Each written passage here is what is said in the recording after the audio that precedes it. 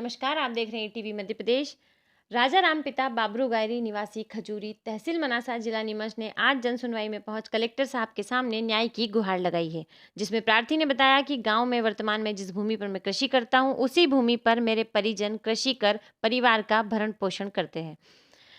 नंद किशोर पिता राजाराम गुर्जर, राम सुख, भारत गुर्जर, पप्पू गुर्जर निवासी ग्राम खेड़ी तहसील मनासा जिला नीमच, जिनका खेत मेरे खेत के पास निकलने वाले रोड के दूसरी तरफ है। कुछ समय से विपक्षी लोगों की नीयत मेरे खेत पर है, जिसके बाद आए दिन वो मेरे साथ गाली गलौज करके झगड़ा करते हैं, जिसकी रिपोर्ट मैंने दर्ज करवाई है, परंतु सुनवाई नहीं हुई।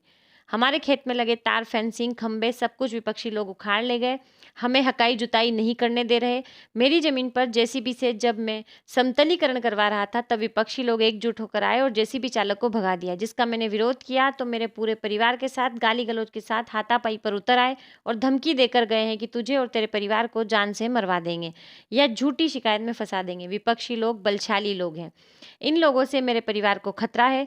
पीड़ित ने यह भी बताया कि इस संबंध में कई बार मनासा पुलिस थाना में विपक्षी गण के खिलाफ रिपोर्ट की गई, परंतु आज दिनांक तक उचित कार्रवाई नहीं की गई, जिससे विपक्षियों के हौसले बुलंद हो गए। कल उन्होंने मेरे खेत में आग लगा दी और खाई खोद दी, जिससे मैं आज आपके समक्ष आवेदन लेकर प्रस्तुत हुआ हूँ। निरंतर मिलने वाली धमकियों से मेरा और मेरा परिवार डरा हुआ है। अतः आपसे निवेदन है, उचित कार्रवाई कर इन आक्रांताओं से मुझ गरीब व्यक्ति को और मेरे परिवार को रक्षा प्रदान करें, क्योंकि मुझे और मेरे परिवार को इनसे खतरा है।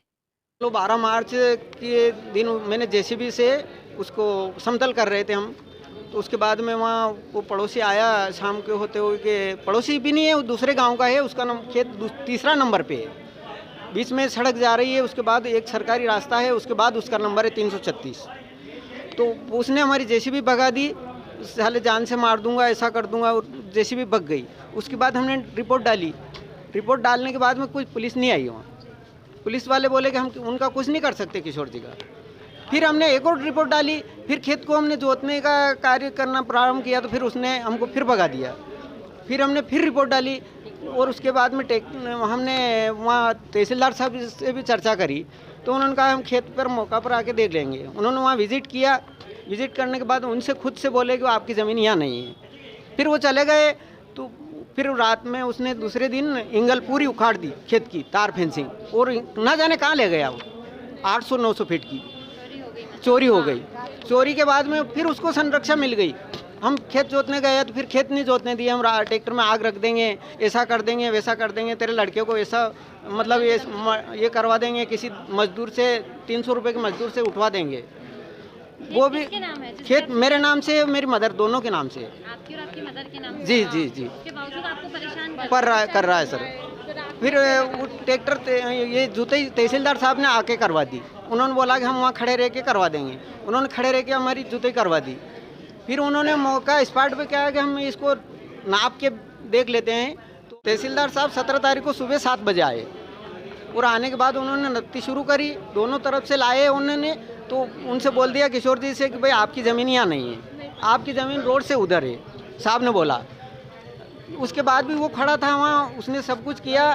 फिर भी उसने दूसरे दिन, ये तीसरे 3-4 रोज़ बाद में मौका देख के आज रात्रि में हमारे खेत में आग रख दी उस दांदड़ में, और वो खेत में आधा खेत में खई लगा दी, जबकि इधर रोड से इधर उसका कुछ नहीं है। साहब ने खुद ने बोला, तहसीलदार साहब ने भी बता दिया उसकी जमीन नहीं है। दादागिरी का। हाँ, पटवारी साहब ने भी बोल दिया, पूरी टीम थी। आज आपने जो शिकायत की है, साहब ने आपको क्या आश्वासन दिया है, क्या कहा है? मैं साहब ने बोले कि हम आप टीआई साहब के पास जाइए।